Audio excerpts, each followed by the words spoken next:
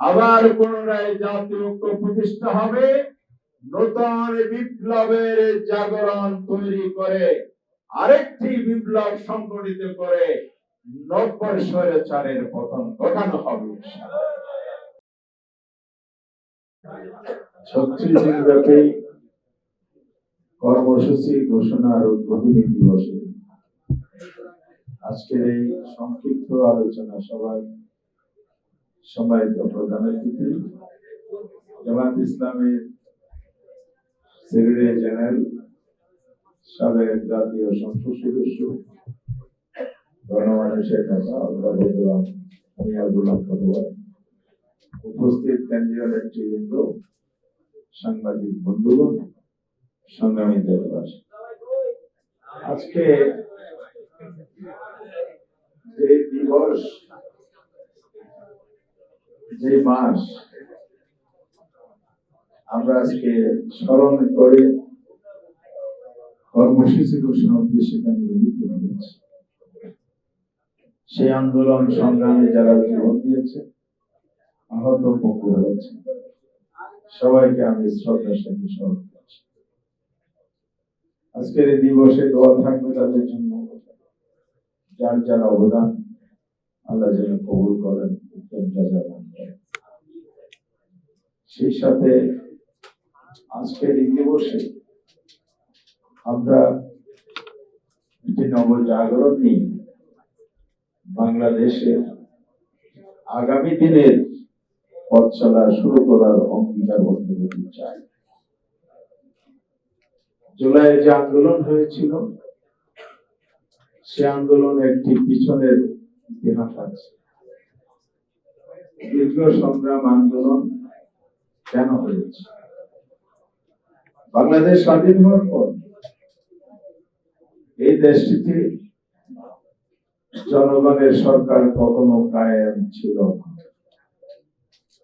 এবং তো হচ্ছে যে সরকারগুলো ক্ষমতায় ছিল তারা নিজেদের স্বার্থ নিয়ে ব্যস্ত ছিল, দলীয় স্বার্থ নিয়ে বেশি কাজ করেছে, জনগণের স্বার্থ দেশ নিয়ে কাজ করে নাই।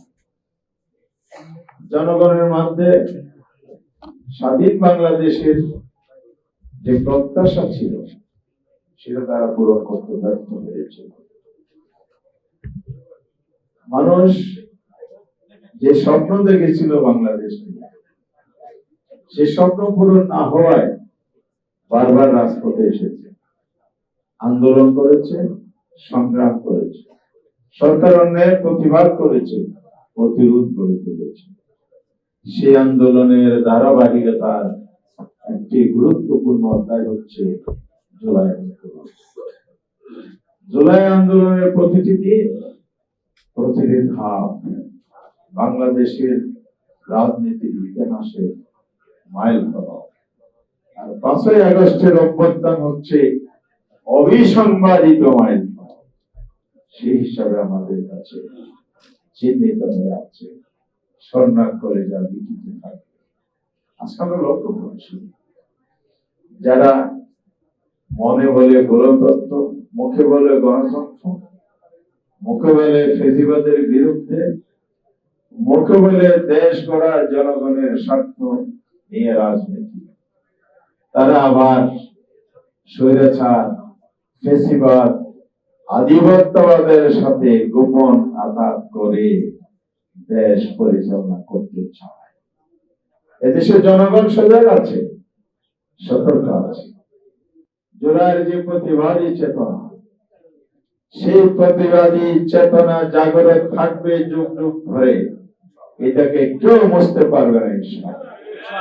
যারা মুছে দিতে চায় তারা আধিপত্যবাদের দালাল, যারা স্বৈরাচারের দোসর তারা গণমানুষের দুশমন। এই জন্যই আজকের এই দিবসে 24 জুলাইয়ের কর্মসূচির মাধ্যমে আমরা জাতির মধ্যে পুনর্জাগরণ তৈরি করতে চাই। আমরা আজকে ঘোষণা করতে চাই, আমাদের সেক্রেটারি যে ঘোষণা দিবেন, ইতিমধ্যে 11 দল আমরা ঘোষণা করেছি। এই ঘোষণার মধ্য দিয়ে আগামী দিনের যে বাংলাদেশ, নতুন বাংলাদেশ, ইনসাফের বাংলাদেশ, দুর্বৃত্ত এবং দুর্নীতি মুক্ত, দুর্বৃত্ত এবং দুর্নীতি মুক্ত বাংলাদেশ, স্বাধীন সার্বভৌম বাংলাদেশ, আধিপত্যবাদ বিরোধী বাংলাদেশ, সেই বাংলাদেশ গড়ার জন্য ষড়যন্ত্রকারীর বিরুদ্ধে, অন্যায়ের বিরুদ্ধে আবার পুনরায় জাতীয় ঐক্য প্রতিষ্ঠা হবে। নতুন বিপ্লবের জাগরণ তৈরি করে আরেকটি বিপ্লব সংগঠিত করে নব্বই স্বৈরাচারের পতন ঘটানো হবে। এই বন্ধুগণ, কথা বাড়াতে চাই, যারা বলতে চায় জুলাই সনদ আমরা পালন করব বাস্তবায়ন, তারাই আবার কিছুদিন পরে একই সংসদে দাঁড়িয়ে নির্লজ্জ ভাবে কিভাবে বলেন আমরা তো জুলাই সনদ চাই নাই, আমরা সেখানে গিয়ে আপোষ করেছি, বক্তব্য রেখেছি, মেনে নিয়েছিলাম মুখে মুখে, আর মনের মধ্যে যেটা ছিল সেটা হচ্ছে নির্বাচন আদায় করা, ক্ষমতায় যাওয়া, লুটপাট করা এবং ক্ষমতার জোরে ইলেকশন ইঞ্জিনিয়ারিং মাধ্যমে আমরা টোটাল মেজরিটি নিয়ে যা ইচ্ছা তাই করব, স্বেচ্ছাচারিতা ফেসিবাদ আবার পুনঃপ্রতিষ্ঠিত করব। এটা মনের মধ্যে ছিল বলেই তারা আসলে প্রকৃত অর্থে সংস্কার চায়। ফলের বিড়াল বেরিয়ে গেছে, জাতি জেনে গেছে গণভোটের রায় আপনারা মানেন না, সংস্কার মানেন না, জাতির সাথে বেঈমানি বিশ্বাসঘাতকতা করে যাচ্ছে। এর জবাব একদিন জনগণ পড়াই পান্ডায় আপনাদের কাছ থেকে আদায় করবে ইনশাআল্লাহ। আর কোনো দীর্ঘায়িত করব না, একটি কথা বলে শেষ করতে চাই। জুলাই আন্দোলনে শহীদ হয়েছে 1400, জুলাই আন্দোলনে আহত হয়েছে 20,000-এর অধিক, অঙ্গত্ব গরম করেছে 500। এর কি বিচার আমরা পেয়েছি?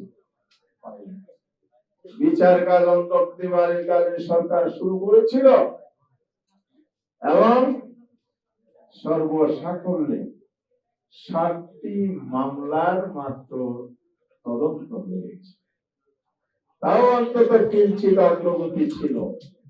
12ই ফেব্রুয়ারির নির্বাচনের পর যে সরকার ক্ষমতায় এসেছে, একটি রায় বা একটি অগ্রগতি, সামান্য অগ্রগতি মামলা তারা করতে পারে না, কারণ সেখানে একজন দক্ষ চিফ প্রসিকিউটর ছিল, তাকে পরিবর্তন করে দলীয় লোক বসিয়েছে যাতে বিচার কার্যক্রম ধীর গতিতে বিচারহীনতার সংস্কৃতির দিকে আবার ফিরে আসা যায়।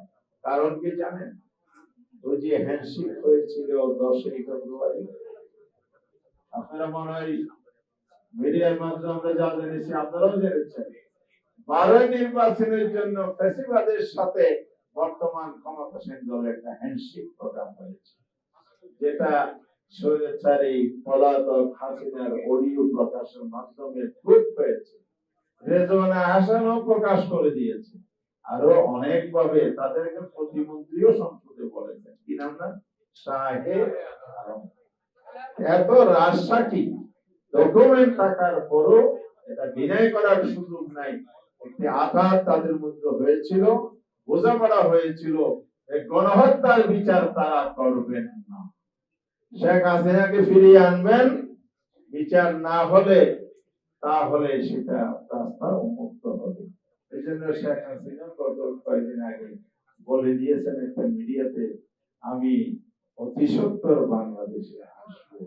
আমরা বলতে চাই, আসেন, ওয়েলকাম, আপনি আসবেন অবশ্যই, দেশের নাগরিকত্ব এখনো আছে, ভারতীয় পাসপোর্ট নিছেন কিনা অবশ্য আমরা জানি না, তবে নিয়ে থাকলে পরে বোঝা যাবে। এখনো যেহেতু বাংলাদেশের পাসপোর্ট আপনার হাতে আছে, আপনি আসেন, আইনের কাঠগড়ায় দাঁড়িয়ে আপনার তৈরি আইনাগর প্রস্তুত আছে।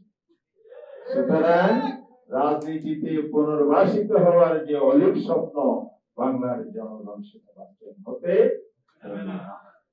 আরেকটা কথা বলে শেষ করছি, এই ফ্যাসিবাদীরা 54 বছর জাতিকে বিভাজিত করেছে।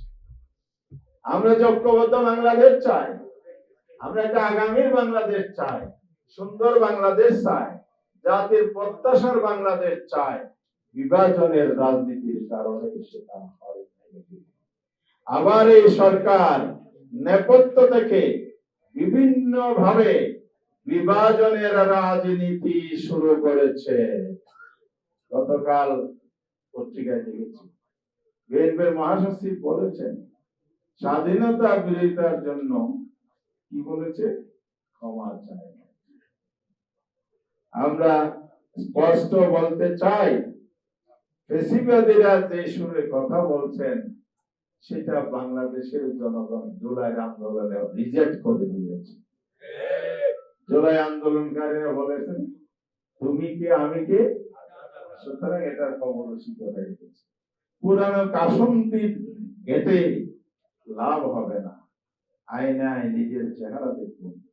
ক্ষমা আপনার বাবাকে কবর থেকে চাইতে বলে, আমরা অপরাধ করি না, ক্ষমা চাইবো কেন?